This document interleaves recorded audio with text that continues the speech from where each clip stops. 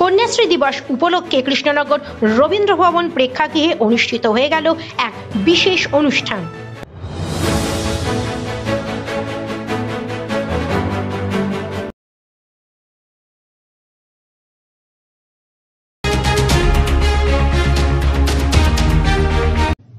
কন্যাশ্রী দিবস উপলক্ষে মুখ্যমন্ত্রী তার ভাষণে বার্তা দিয়েছেন। মুখ্যমন্ত্রী সেই অনুষ্ঠানে সরাসরি সম্প্রচারিত হয়েছে কৃষ্ণনগর রবীন্দ্র ভবনে।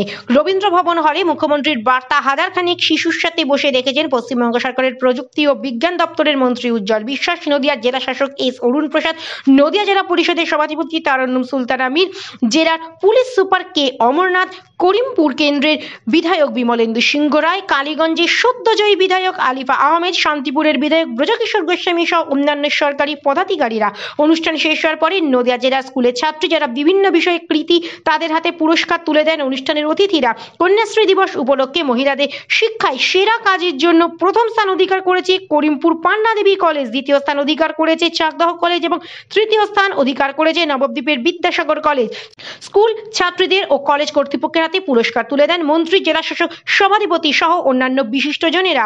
মুখ্যমন্ত্রীর বক্তব্যের সময় ছাত্রদের হাততালি প্রমাণ করে কন্যাশ্রী প্রকল্প কত গুরুত্বপূর্ণ ভূমিকা পালন করে ছাত্রীদের জীবনে।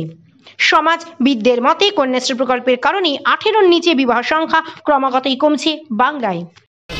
গর্ব আমাদের মাননীয় মুখ্যমন্ত্রী আমাদের কন্যাশ্রী আমাদের মেয়েদের আগে সারা পৃথিবীতে আমাদের যে সম্মান সেটা আজকে উজ্জীবিত করেছে, তার জন্যই আমরা ধন্যবাদ জানাই। আজকের অনুষ্ঠানগুলো আমাদের প্রতি বছর প্রায় 12 বছর হয়ে গেল।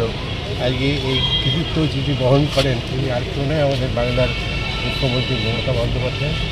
এবং আজকে সারা পশ্চিমবাংলায় কন্যাশ্রীতে যত বেশি উন্নতি তত বেশি আমাদের আনন্দ। এটাই হচ্ছে সবথেকে বেশি আজকে পালন করার মূল দিক।